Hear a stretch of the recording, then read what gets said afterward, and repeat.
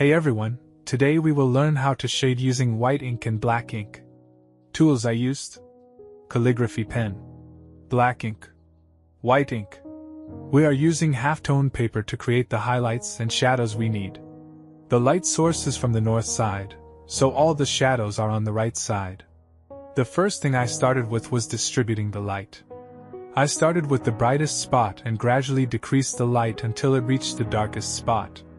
Then I started working on the shadows and dark areas. I started shading with the sphere, and as mentioned before, the sphere is one of the most obvious shapes in terms of light and shadow. Due to the wide range of light, it is usually clear and typically has 5 shadow grades from light to dark. After that, I worked on the cylinder, which is similar to the sphere in shading in that it casts a shadow opposite to the light source. But it is not clear because the sphere covers it.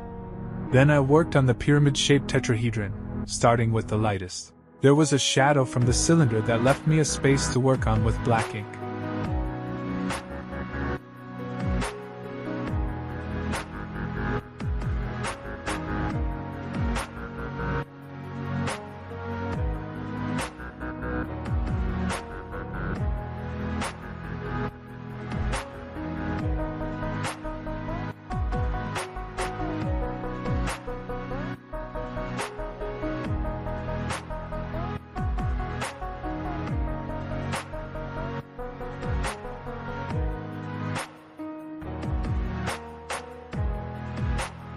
Then the cube, and its surface is the lightest shade because the right side does not receive enough light due to the cylinder and sphere in front of it, and the pyramid above it, which casts a shadow on it.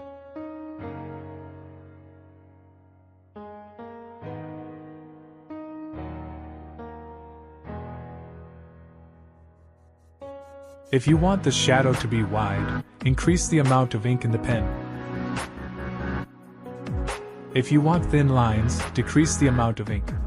You can add water to the ink if you don't want the ink saturation to be high.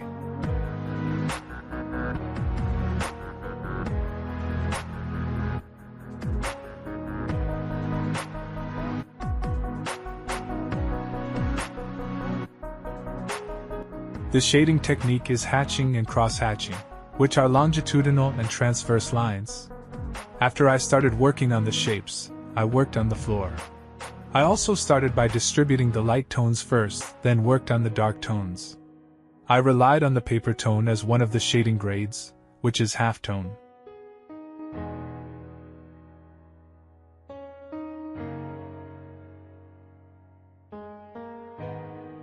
The shading technique I'm working on is an exercise to increase the person's sensitivity to light and shadow and to rely on the paper color as the primary color of the composition.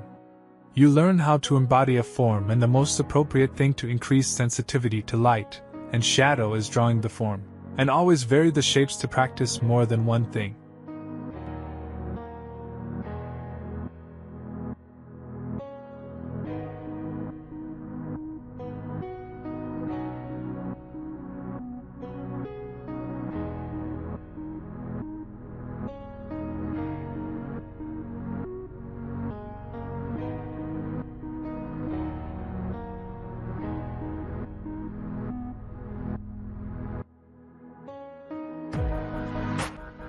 In fact, this is an educational training and its purpose is not artistic but educational.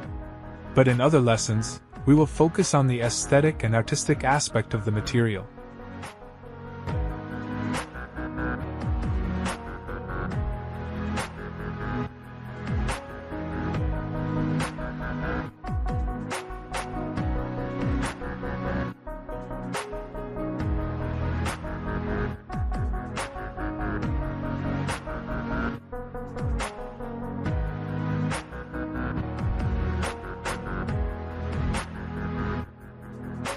I hope you benefited from the lesson. Don't forget to write your opinion in the comments, and don't forget to like the video and subscribe to the channel. Bye.